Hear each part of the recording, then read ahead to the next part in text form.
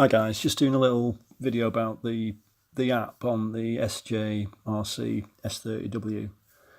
So that's the icon, it's a blue icon, and you can download it off Google Play Store, and it comes up like this.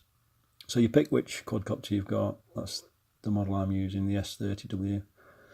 You've got a few different options there. You go into controls basically, and that brings up this screen. So this is a live FPV view. And it's telling me what to do in the bottom left corner there. That's your little notification panel. Basically, I'm calibrating the gyros. And then I'm going to do compass calibration next. So it automatically does the... This is it now. And it's telling you what to do there. Basically, you hold the quad out in front of your arm's length, just spin around one time. And then when it's done that first part, you point it nose down to the floor, again you spin around one time, and it's telling you on the screen, it's prompting you everything what to do.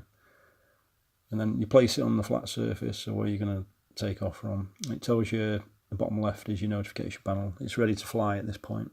It's locked on your GPS.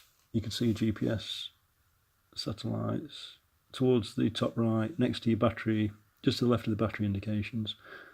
So you've got your receiver battery indication just to the right of that, and then the far right one is the quadcopter battery indication.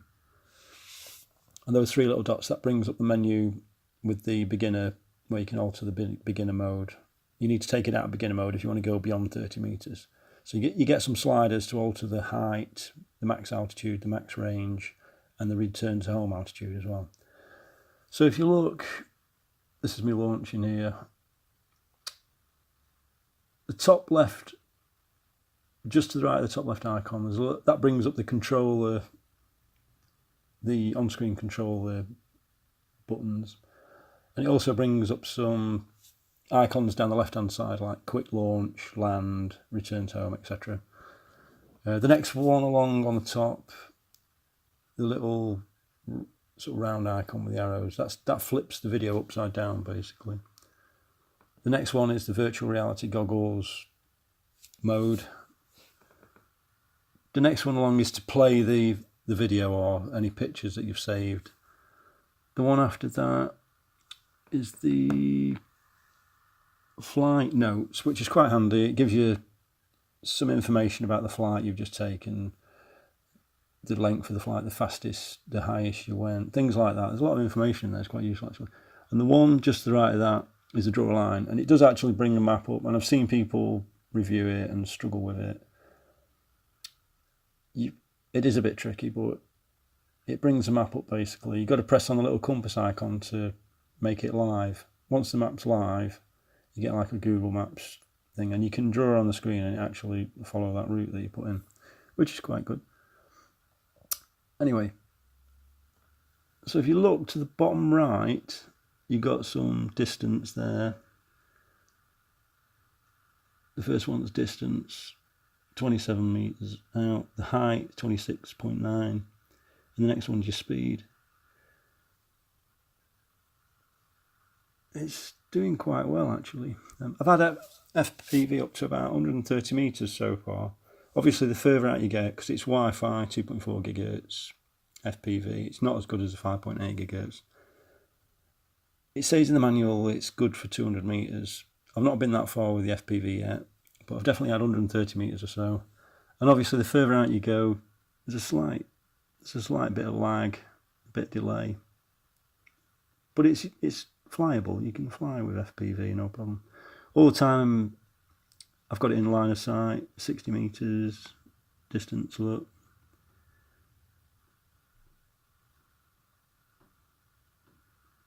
I'm taking it out now, sort of hovering it a little bit, just under 30 meters height. So I'm pushing it forward, 67, 68, 70, 76 there. Well, it's going quite quick actually. We're up to 97 now, just over 100 meters there, 114, so it's really flying out there. It's going pretty quick.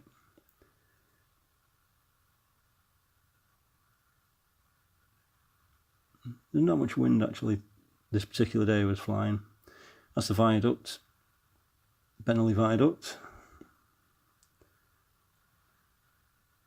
116 metres now.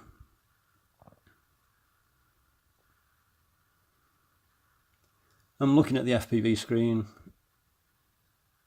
but I'm also keeping an eye on the quad in the sky as well. Pushing forward a bit now, 120, 130 metres there, look. Just over 130 metres.